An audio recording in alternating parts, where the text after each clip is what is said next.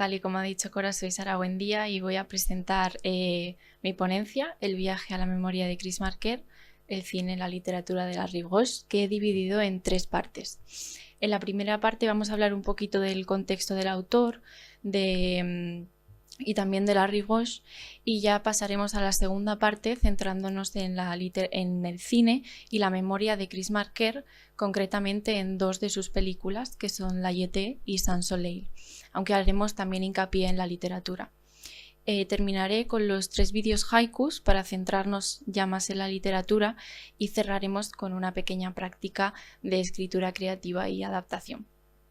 Antes de comenzar, me gustaría que empecemos a pensar en las relaciones cine y literatura, y quiero que me digáis cuál es la primera palabra que se os viene a la mente cuando pensáis en estas relaciones.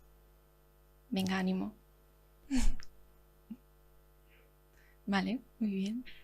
¿Alguna más? Vale. Vale. ¿Alguna más? Personajes, adaptación. Vale.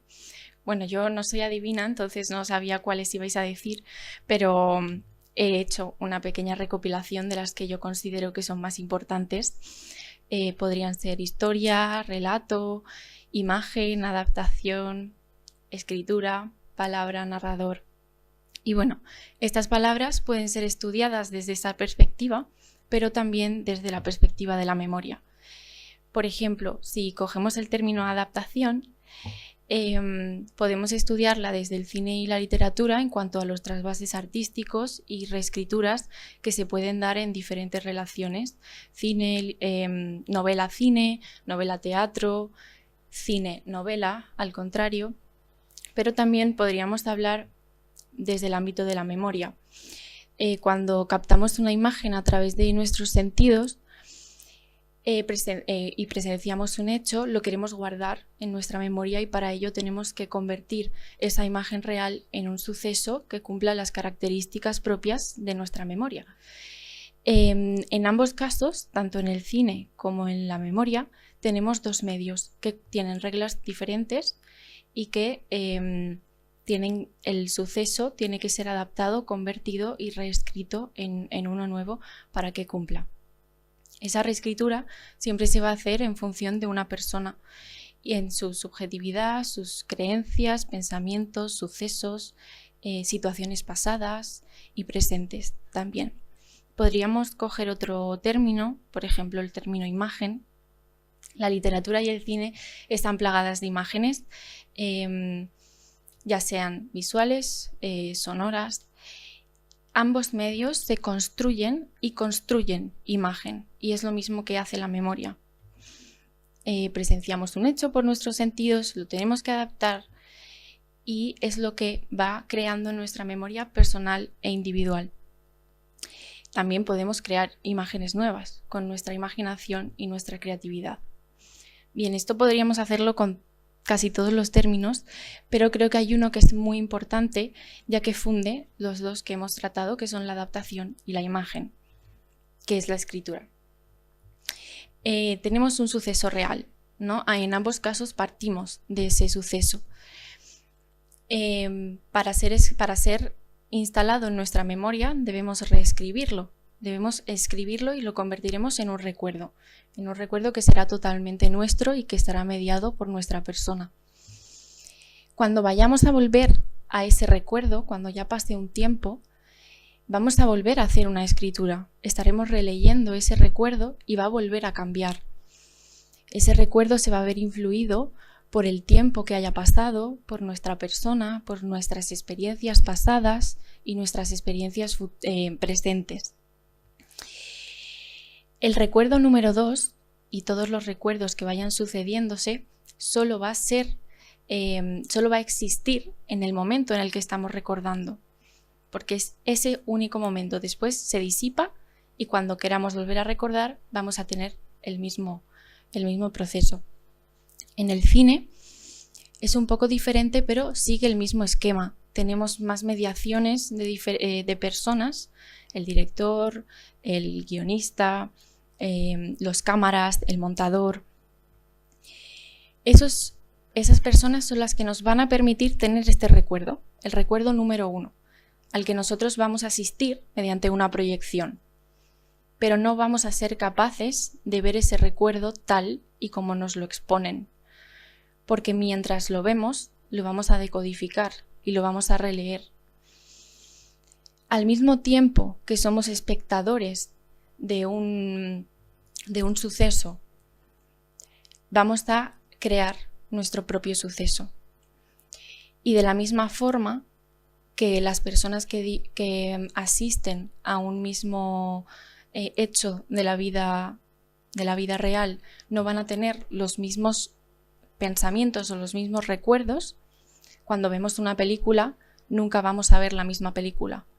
Ni siquiera vamos a ver la misma película que el director quiso que viéramos. Bien, este es como el esquema base que yo voy a utilizar para las reflexiones de hoy.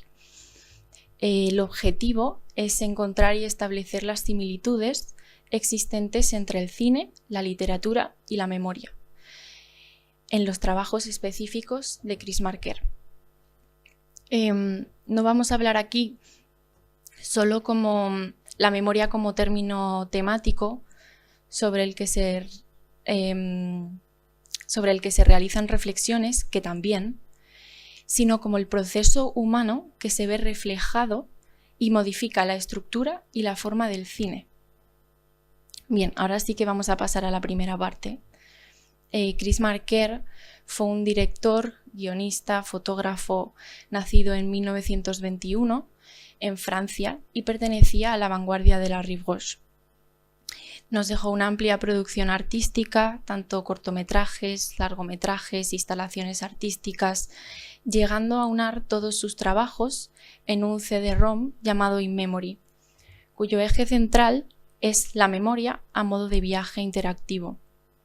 Podríamos decir que este es el culmen de sus trabajos, pues encontramos en él partes y fragmentos de todas sus producciones anteriores, así como muchas de sus obsesiones.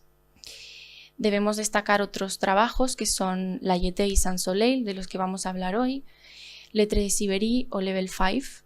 Level 5 la recomiendo mucho porque también sigue estos esquemas y estas reflexiones que van ligadas a nuestra ponencia de hoy.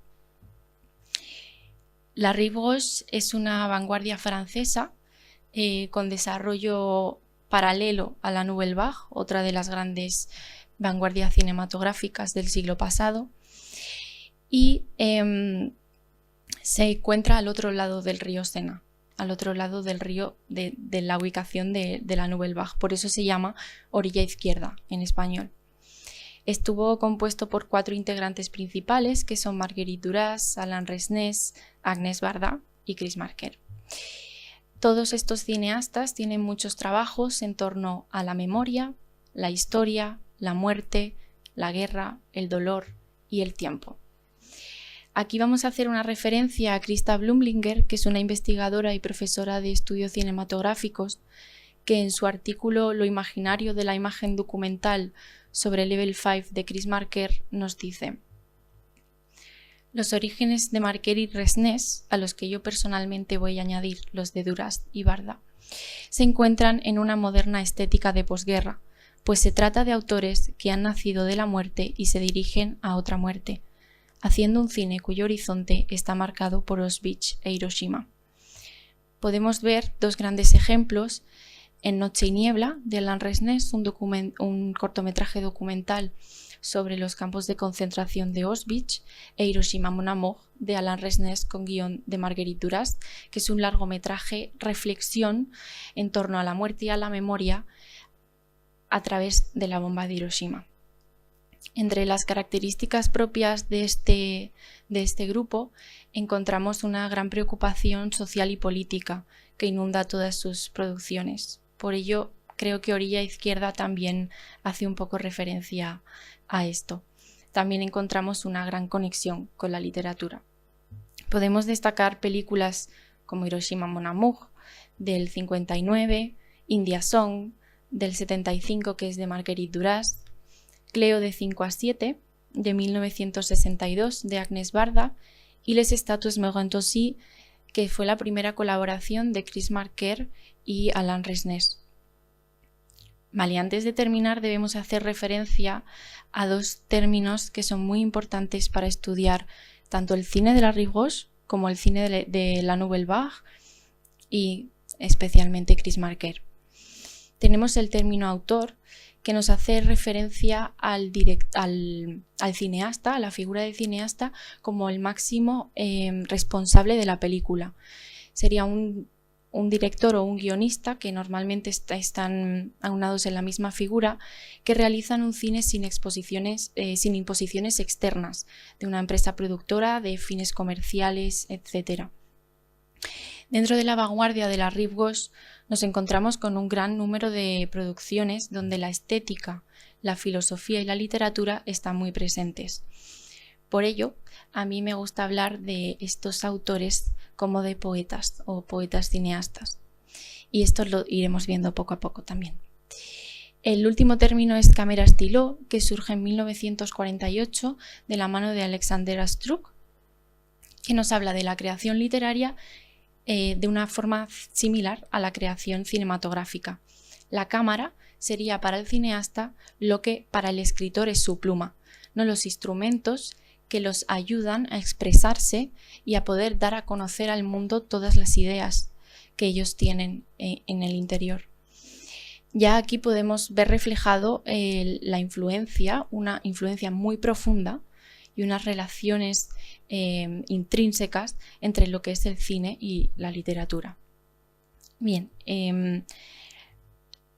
aquí he preparado como un esquema con los términos que considero fundamentales para hablar de Chris Marker, que son la metáfora, la palabra, la contradicción, la subjetividad, lo temporal o la temporalidad, el narrador y la fragmentación.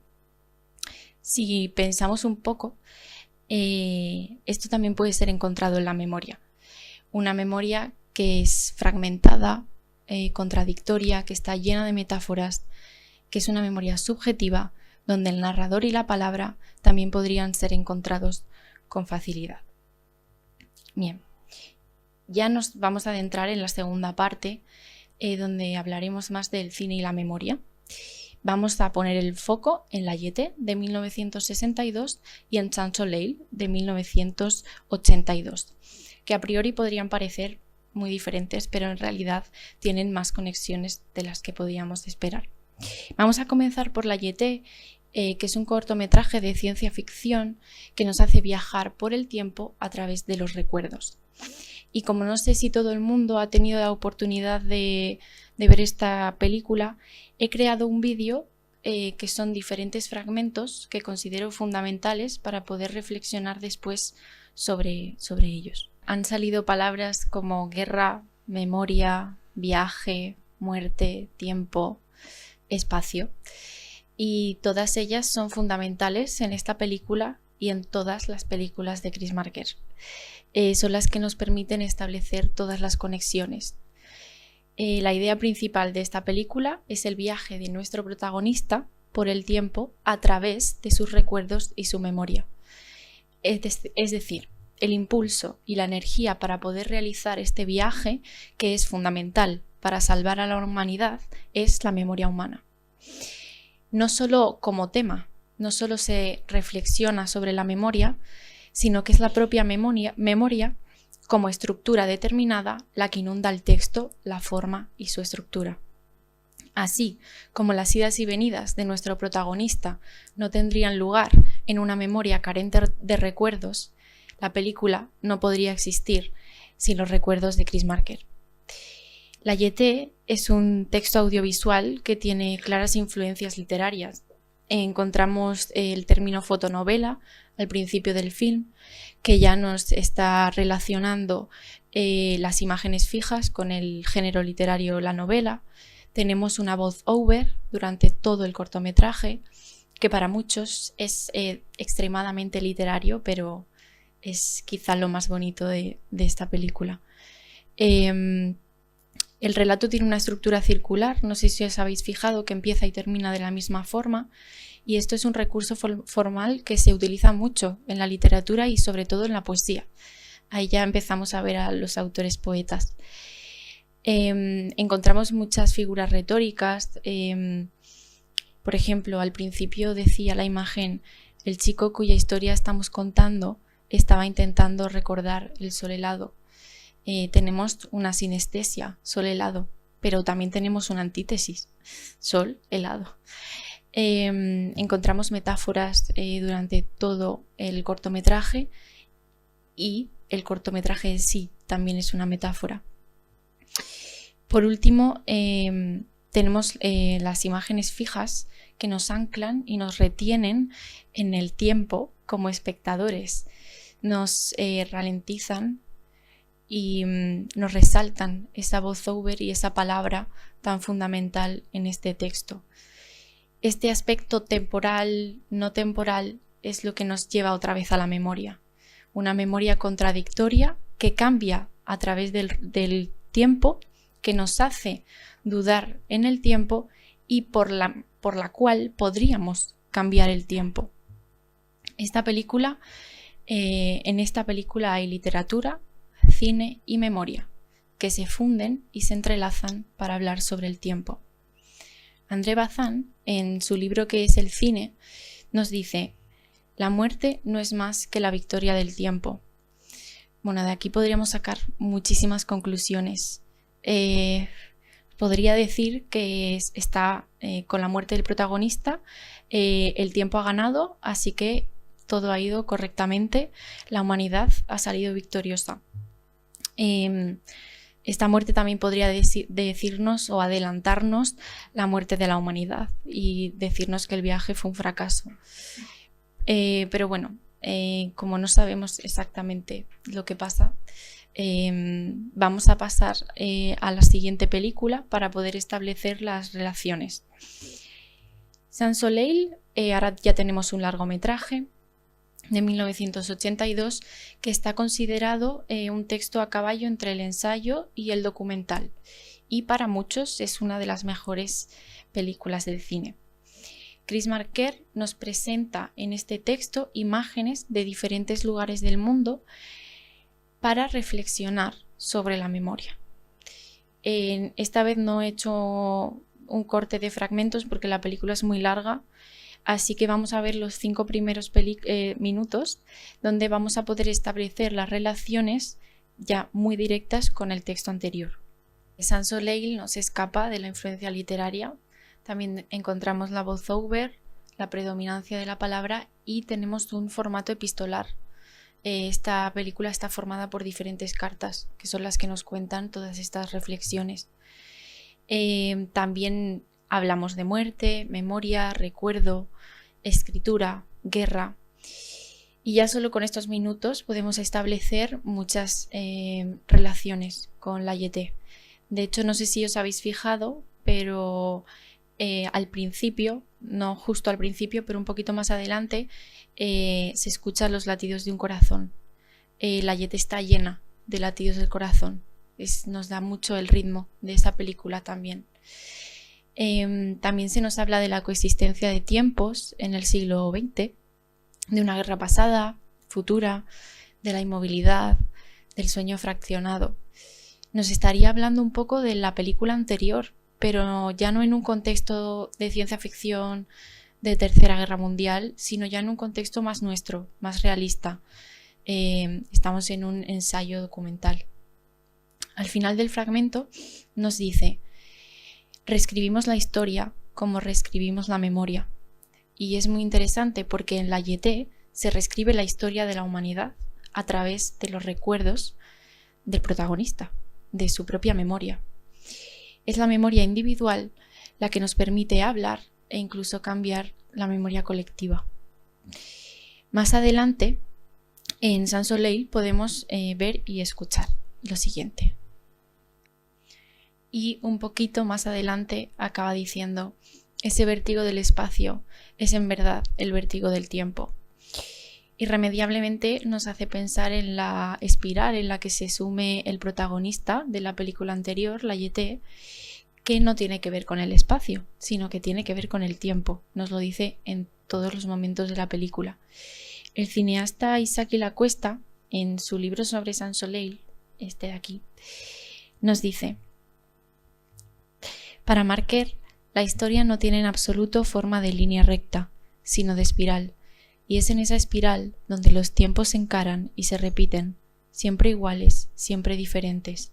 La historia gira, y a cada intento de ponerle punto final terminará por fuerza con los puntos abiertos como en las heridas. La historia y el tiempo tienen forma de espiral, y por ello el cine y la memoria de Chris Marker también lo tienen. Los textos de este cineasta no se suceden en línea recta, no están aislados unos de otros, están en una especie de espiral por las que se conectan y se tocan en múltiples partes. Vamos a fijarnos en un fragmento que nos dice: una melancolía a la que puedo darle color, copiando estas líneas de Samura Koichi. ¿Quién dijo que el tiempo cura todas las heridas? Mejor sería decir que el tiempo cura todo menos las heridas. Con el tiempo, el dolor de la separación pierde sus verdaderos límites. Con el tiempo, el cuerpo deseado desaparecerá. Y cuando el cuerpo que desea ha dejado de existir para el otro, todo lo que queda es una herida sin tiempo. En la Yeté, en el texto anterior, tenemos: nada diferencia los recuerdos de los momentos habituales. Solo más tarde se dan a conocer cuando muestran sus cicatrices. Tenemos herida y cicatriz. Pero el término herida lo tenemos en el texto posterior, que es el de 1982, y el término cicatriz lo tenemos en el anterior, en el del 62. No tenemos aquí una relación pasado-futuro, pasado-presente-futuro. Tenemos una relación futuro-pasado. Y esto se debe a la espiral y a la no cronología o línea recta que formarían estos trabajos, sino a la espiral que logra crear Chris Marker con todo su cine. No solo con estas dos películas, estas son para explicarlo, pero es con todo, con todas sus películas. Esta espiral la podemos ver en... He creado otro vídeo con diferentes fragmentos, pero de algunas de sus películas. La Yeté se constituye como una metáfora del cine y de la memoria de Chris Marker. Pero en realidad son todas las películas las que forman esta espiral. Constituyen la espiral memorística del cineasta. Una memoria que, como todas, no puede ser encontrada específicamente en nuestro cerebro. Y es por eso que Chris Marker tiene la necesidad de registrarla en un soporte material. Y esto casi de la misma forma nos lo llega a decir en Sans Soleil, cuando nos dice: perdido en el fin del mundo, en mi isla de sal, en compañía de mis jactanciosos perros, me acuerdo de ese mes de enero en Tokio, o más bien, de las imágenes que filmé en enero en Tokio. Ahora sustituyen mi memoria, son mi memoria. Me pregunto cómo recuerda las cosas la gente que no filma, que no saca fotos, que no graba en vídeo. ¿Cómo hizo la humanidad para recordar? Bien, este es el espíritu de lo que he querido transmitir en toda mi ponencia. Chris Marker va más allá de las imposiciones comerciales, de fines estéticos, que también la estética es muy importante, pero el cine se convierte en una necesidad individual que en algunos casos también es colectiva y es un requisito para la construcción de la memoria y sobre todo para la perdurabilidad de la memoria. Bueno, ya vamos a pasar a la última parte, donde nos vamos a centrar un poco más en la literatura y donde vamos a poder ver también el concepto de autor y poeta. En 1994, Chris Marker realiza una serie de 3 vídeos que titula 3 vídeos haikus y que están inspirados en la forma poética japonesa. El haiku japonés es una composición poética breve de 3 versos de 5, 7 y 5 sílabas. Y para poder entender su esencia, rápidamente mencionamos el concepto del mono no aware, que Federico Lanzaco nos define como un profundo sentimiento de empatía con la belleza perecedera de las cosas e indica un deleite estético junto a la tristeza de la belleza perecedera aceptada. También tenemos más conceptos como shomi, delgado, shiori, flexible, sabi, tranquila soledad, entre los que destacarían karumi, que significa ligero y que nos define el haiku pues como algo ligero, como algo sencillo, que transmite una escena natural del mundo. Por lo que esa poesía debe ser igual de sencilla, cotidiana, natural y espontánea. En definitiva, el haiku es una forma de poesía que conecta con el mundo y con la naturaleza y cuyo objetivo es transcribir el sentimiento que uno obtiene y no al revés. No escribimos para hacer sentir. Primero sentimos y luego lo transcribimos en un papel. Vamos a ver el primer vídeo que se titula Chaika.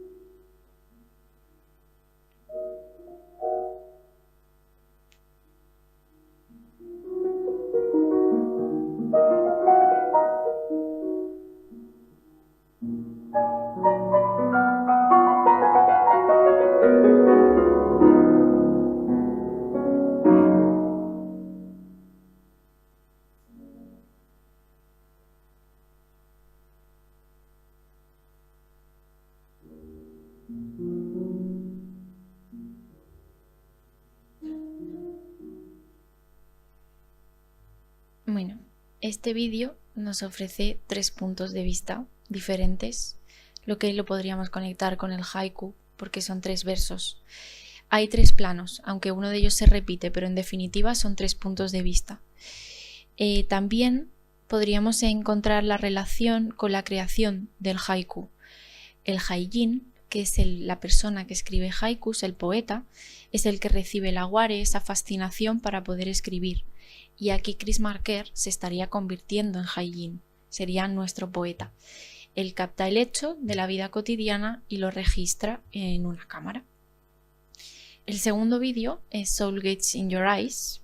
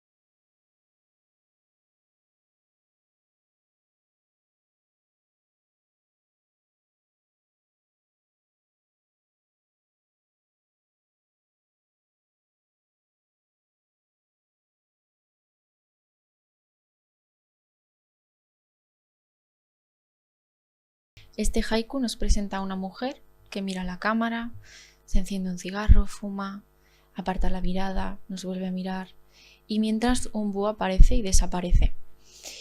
Tenemos aquí la relación con el haiku japonés porque nos muestra 2 imágenes que aparentemente no tienen ninguna relación, pero se funden en una. Eso es lo que el haiku en esencia quiere hacer. Muchos estudiosos del haiku lo presentan como una forma poética que carece de figuras literarias, pero eso quizá no es del todo cierto por la ambigüedad del lenguaje japonés, que nos puede presentar diferentes cuestiones a tratar. La metáfora nos rodea y está en nuestro lenguaje cotidiano. Esa cotidianidad también nos acerca al haiku de esa forma. Pero eso también tiene mucha relación con el lenguaje cinematográfico, la memoria. La memoria y la metáfora, el montaje y la metáfora están íntimamente ligados. La Cuesta nos vuelve a decir que el soviético Einstein desarrolló su teoría del montaje inspirado por los haikus de Matsuo Basho. Consideraba que el montaje servía para crear metáforas. Y aquí volvemos a relacionar todo. Marquer estaba muy influido por el montaje de Einstein, a su vez por el montaje por los haikus de Basho, y Chris Marker ahora realiza haikus. Bueno, este es una cuestión muy, muy bonita. Llegamos al tercer haiku, que se llama Hommage aux frères Lumière.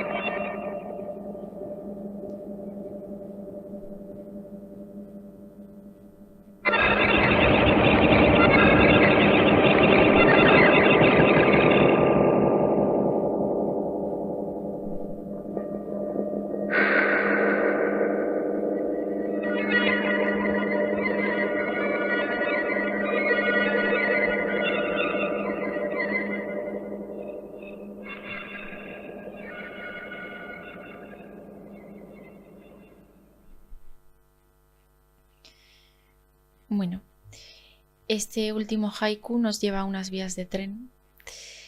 Esta imagen sucede en un lugar y un espacio concreto. También es un haiku. Las vías de tren nos trasladarían a la vida como camino, que es un concepto muy importante en la filosofía japonesa y por lo tanto es muy importante en el haiku japonés. Pero quizá lo más interesante es el fenómeno que encontramos aquí, que es la creación de un texto en respuesta a otro anterior. Uno de los grandes del haiku, Matsuo Basho, escribe: la vieja charca, zambullón de una rana, ruido del agua. Y más tarde Ryokan responde: en otro estanque no hay sonido, ni hay salto, tal vez ni hay rana. Al principio de este vídeo, Marker nos dice: como todo el mundo sabe, los operadores de los hermanos Lumière tuvieron un minuto para filmar un hecho de la vida cotidiana. Nos está relacionando este haiku con lo que podría ser el haiku que hicieron los hermanos Lumière. Pero al igual que Ryokan responde eliminando de la escena los elementos fundamentales del haiku de Matsuo Basho, Marker hace lo mismo y elimina el tren, que era lo que los Lumière querían mostrar. Y bueno, ¿qué es lo que llevó a Chris Marker a filmar haikus? Hemos visto que el cine para Chris Marker, filmar, es una necesidad, pero también podríamos irnos por diferentes caminos. Alberto Silva, citando a un sabio tibetano, nos dice: el lenguaje jamás puede capturar el modo en el que algo es de verdad, puede que Chris Marker intentara capturar este hecho objetivo de la vida cotidiana e intentara transmitirlo y guardarlo en un soporte. Y transmitirlo sin tener que utilizar las palabras, que muchas veces es un impedimento para la comunicación, ¿no? Nuestro lenguaje y nuestros idiomas. Y quizá el cine es un lenguaje un poquito más universal. Esto del haiku y el cine, estas relaciones entre la literatura, cine, poesía, nos llevan a un concepto que se llama imagen haiku fílmica, y Julia González nos describe como una fusión del campo poético con el cinematográfico, una composición que reúne los principios de brevedad, atención a la naturaleza y sentido ocultos propios del haiku, y los combina con los mecanismos que el cine tiene a su disposición, el trabajo con el tiempo y la imagen en movimiento. Estos conceptos son muy utilizados por diferentes cineastas del cine, Ozu, Tarkovsky, que indudablemente están muy ligados a la poesía. Otra vez, nuestro cineasta poeta. Tarkovsky, en su libro Esculpir en el tiempo, nos dice: la poesía es para mí un modo de ver el mundo, una forma especial de relación con la realidad. La poesía se convierte en una filosofía que acompaña al hombre durante toda su vida. Y seguramente Chris Marker, nuestro autor, cineasta y poeta, tenía una concepción similar y optó por dejarla escrita de esta forma en su memoria. Y bueno, como quiero que os llevéis algo personal de esta ponencia, me gustaría que hiciéramos un ejercicio final que sería la adaptación de uno de estos vídeos. Hemos visto que las relaciones cine y literatura no tienen por qué ser adaptaciones de un texto concreto. Existen múltiples formas: la estética, la temática, la estructura, una imagen. Pero sí que hemos intentado ver desde dónde podría venir este último haiku. Y por eso quiero que ahora hagamos algo contrario. Vamos a hacer una adaptación personal e individual de uno de los primeros dos. El tercero no, que igual nos vamos por esos caminos, así que solo uno de los primeros. Aquí no tenemos un aguare, no lo vamos a encontrar en el mundo natural y quizá estaríamos un poco fuera del haiku, pero lo que tenemos que hacer es encontrar nuestro aguare en estos vídeos para poder realizar una adaptación que cumpla con la esencia del haiku. Os recuerdo que el haiku son 3 versos de 5, 7 y 5 sílabas. Y bueno, no sé, creo que todos tenéis folios o casi todos, y si no, aquí tenemos más. Y yo voy a poner los haikus para que los volváis a ver y bueno, después quien quiera pues lo podemos leer y comentar.